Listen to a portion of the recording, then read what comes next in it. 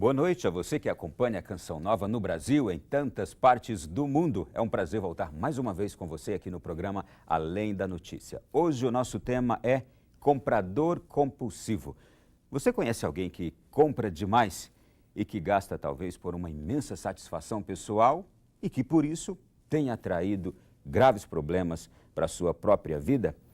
Como detectar se essa pessoa é doente ou não? É o que nós vamos hoje conversar neste programa Além da Notícia. E já para a gente ter uma boa ilustração sobre o tema, acompanhe a reportagem inicial. Estamos no centro da capital, mais precisamente num dos maiores shopping centers de Brasília. E a gente veio saber se o brasileiro sabe gastar o que ganha.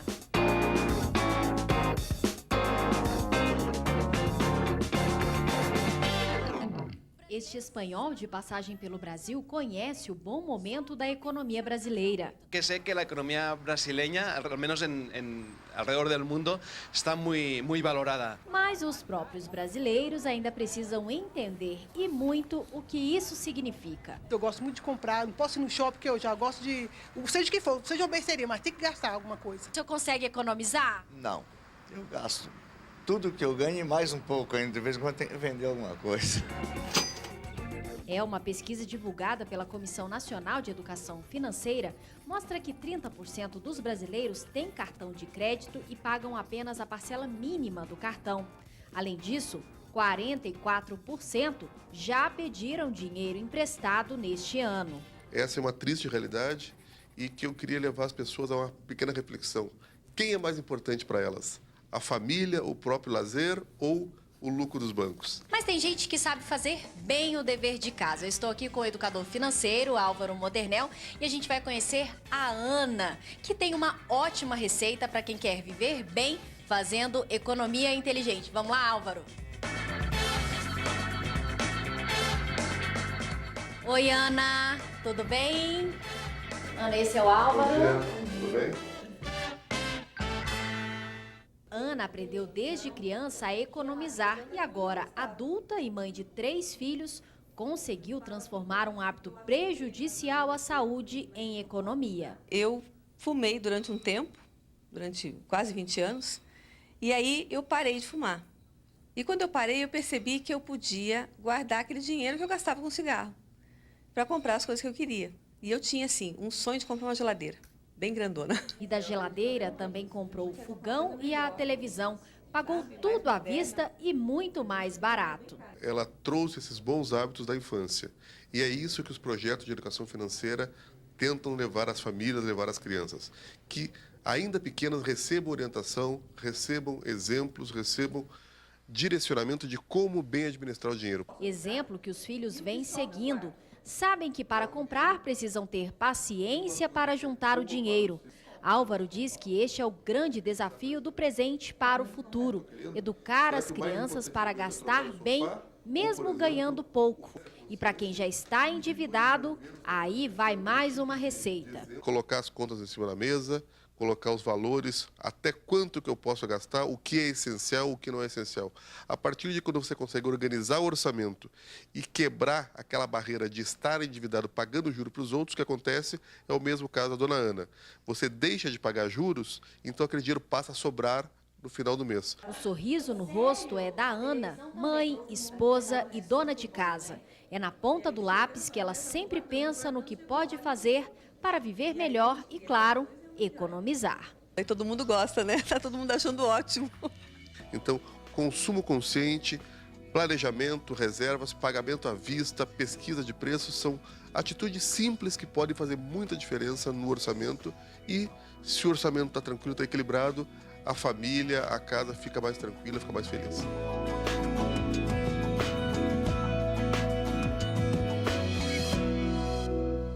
E para falar sobre este assunto, nós temos aqui conosco nesta noite o professor Fábio Iglesias.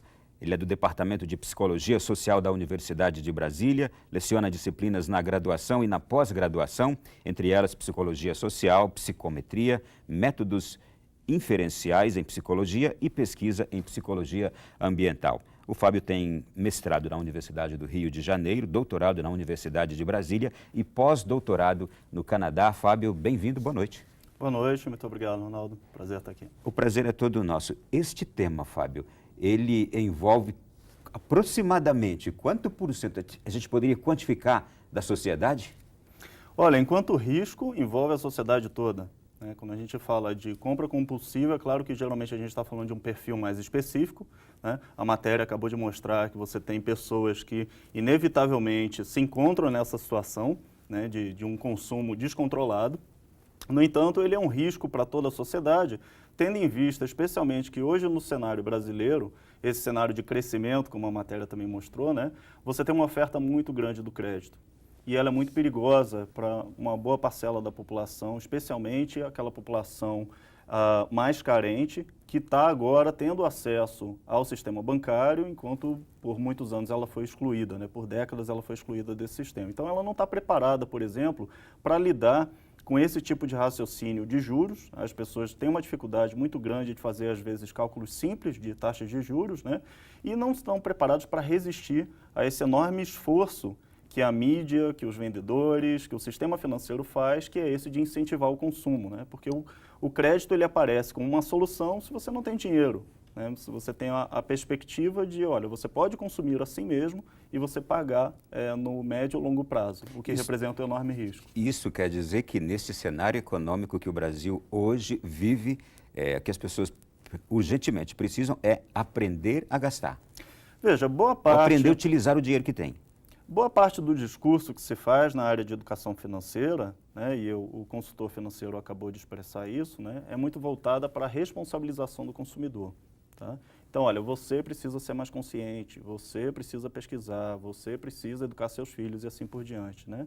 Mas existe um outro lado da moeda que não pode ser esquecido, né? Esse outro lado da moeda envolve desde ações mais de médio alcance até de macro alcance. Quando a gente fala, por exemplo, de regulamentação bancária, esse é um aspecto importante, né? O Banco Central ocupa, por exemplo, essa posição no Brasil de justamente zelar para que o sistema financeiro funcione de uma maneira justa, legítima, né? E que não haja abuso em relação ao consumidor. Um dos grandes riscos que você tem em relação ao crédito, como eu dizia, essa facilidade do crédito, é que muitas vezes você tem empresas que lançam mão de estratégias que são muito enganosas, mas o consumidor não está preparado para isso, né? Por outro lado, você tem um problema, sim, de educação financeira, que é muito deficiente no Brasil. Tá? Muitas vezes, quando se fala de educação financeira em programas de TV ou que você ouve no rádio, ele já é voltado para o pequeno investidor, para a pessoa que provavelmente não tem problemas com a administração dos seus bens. É aquela pessoa que quer dicas de como ganhar mais, será que eu invisto na poupança, será que eu faço algum fundo de investimento, né? E, na verdade, esse esforço deveria estar voltado para o ensino como um todo, desde o ensino fundamental, né? Então, veja que não é só uma questão de responsabilizar o consumidor. Ô, Fábio, o nosso tema é consumidor compulsivo. E o consumidor compulsivo, naturalmente, é aquele que se endivida fácil e que não consegue parar de gastar. Qual é o perfil de um gastador, de uma pessoa que se endivida? Bom, nós temos desenvolvido um conjunto de pesquisas justamente sobre o uso do crédito, endividamento e alguns temas afins. Tá? Uma das coisas que a gente tem mais encontrado é que o chamado gastador ou comprador compulsivo, ele tende a ter o que a gente chama de orientação voltada para o presente. O que é isso? Alguns estudos têm mostrado que as pessoas podem se orientar mais para o presente ou mais para o futuro. É a maneira como elas organizam o fluxo de eventos na vida delas. Tá? A pessoa que é orientada para o presente, ela tende a ser mais hedonista, ela tende a ser mais voltada para o prazer imediato. Tá? Isso significa, por exemplo, que ela vai tomar menos cuidados na área de saúde, então é a pessoa que não se preocupa tanto em passar o fio dental, em escovar os dentes, em usar preservativo e assim por diante, porque interessa mais o momento agora. A pessoa mais orientada para o futuro, ela tende a ter essa visão de médio e longo prazo. Então, ela se envolve em comportamentos no presente que ela sabe que vão ter um benefício muito grande no futuro. Como, por exemplo, você economizar, você não contrair uma dívida, você fazer uma poupança e assim por diante. Então, esse perfil é muito claro.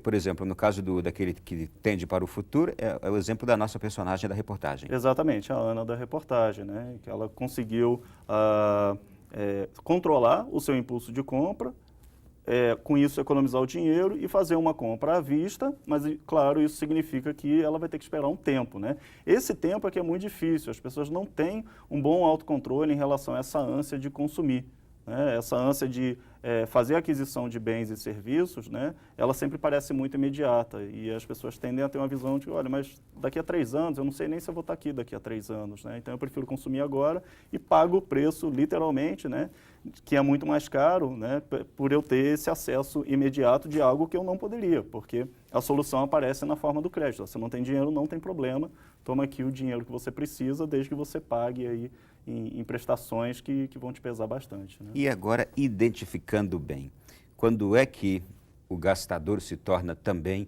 um comprador compulsivo? Quem é o comprador compulsivo? Fala-se muito, né, de um transtorno do consumo compulsivo ou da compra compulsiva, né? Se você for examinar, na verdade, o Código Internacional de Doenças, que é adotado pela Organização Mundial de Saúde, e o Manual Estatístico de Diagnóstico, que é adotado pela Associação Psiquiátrica americana e é mais utilizado no ambiente acadêmico, você vai ver que não existe tal quadro específico. Ele aparece como um conjunto de sintomas que é exemplar de alguns outros quadros, que tem a ver, por exemplo, com problemas de ansiedade, né? O chamado transtorno obsessivo-compulsivo, que é bastante, né, tem se tornado bastante conhecido na mídia, né, envolve algumas situações em que as pessoas adotam comportamentos de compra compulsiva, né? E veja que é um ciclo vicioso, né? Quer dizer, o relato dessas pessoas é que elas compram para se sentir melhor, para reduzir a ansiedade, mas aí você gera um outro problema que, por sua vez, gera mais ansiedade, que é a incapacidade de você honrar com aquele pagamento. E aquilo vai virando uma bola de neve, né? A matéria também destacou o fato de que boa parte da população usa cartão de crédito e paga apenas o valor mínimo da fatura. Esse é um grande problema, né? Porque se você paga apenas o valor mínimo, né? Você faz uma compra de R$1.000, a fatura vem a primeira no valor de R$100, mas você pode pagar o mínimo, que é R$10. Você está pagando juros sobre juros sobre juros. Então aquilo vai virando uma bola de neve até que você possa se encontrar numa situação de superendividamento. Bom, e agora, eu quero dizer, e o que está na raiz, o que está na origem deste hábito ou desta doença, o comprador compulsivo? Então, de lado a gente pode examinar que sim, as pessoas se diferem muito nessa relação que elas têm com o dinheiro, com o consumo, com o produto, né? Então não é à toa que isso é coberto por uma boa parte da área de saúde. No entanto, a gente não pode esquecer que existe todo um arranjo da sociedade que é muito voltado para forçar, para pressionar a compra, né? Num outro programa de pesquisa nosso, nós temos examinado a persuasão na mídia, nos vendedores e como isso ocorre entre as pessoas, né? O que ajuda a explicar muito, por exemplo, por que as pessoas são tão guiadas pela moda? Por que elas sentem essa pressão tão grande de consumir um produto que parece que tem muita gente consumindo? Tá? Esse é um mecanismo poderoso que se chama consenso ou prova social, né?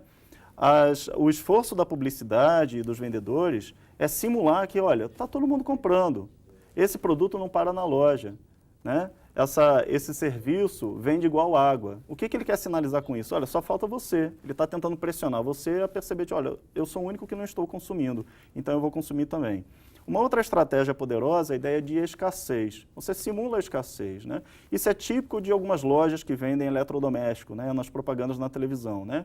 O que elas sinalizam? Corra, últimas unidades. Corra, último lote. Corra, a promoção acaba amanhã.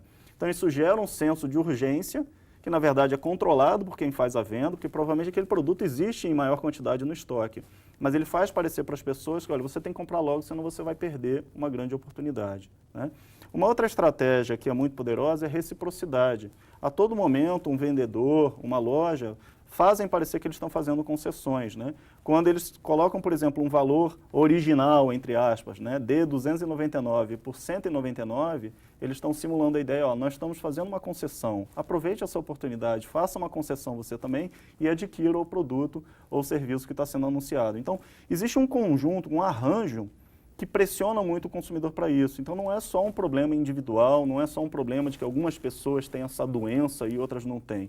Depende muito da atmosfera em que ela está inserida, né? Isso essa estratégia utilizada pelo marketing, pelas grandes lojas, isto é honesto, isto é justo, isto é ético? Como pensam, por exemplo, os defensores, por exemplo, dessas pessoas que se tornam ali alvo? E como pensa também a cabeça do marketing? Pois é, você tem diferentes atores aí nesse jogo, né? Do ponto de vista do publicitário ou do marqueteiro, ele está fazendo o trabalho dele. A ética do trabalho dele é o esforço de venda.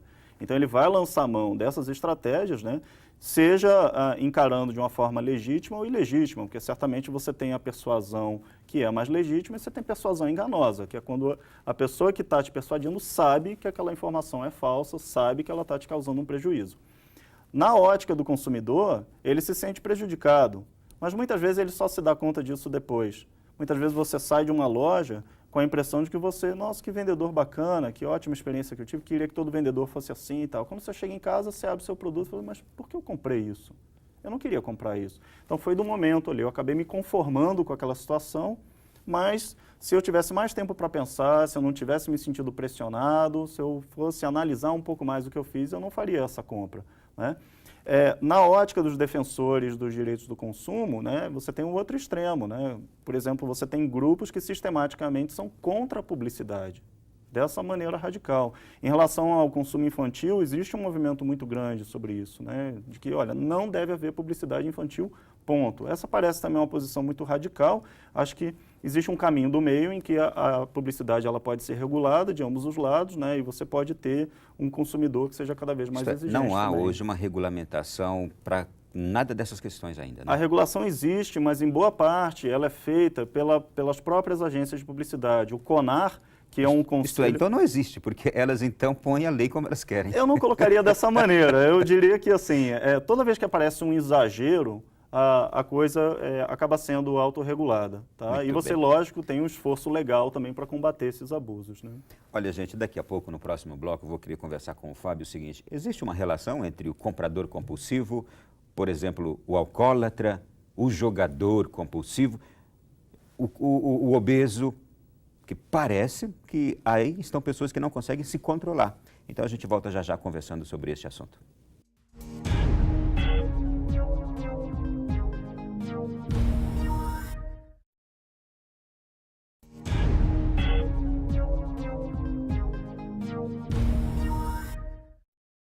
O tema do nosso Além da Notícia de hoje é comprador compulsivo.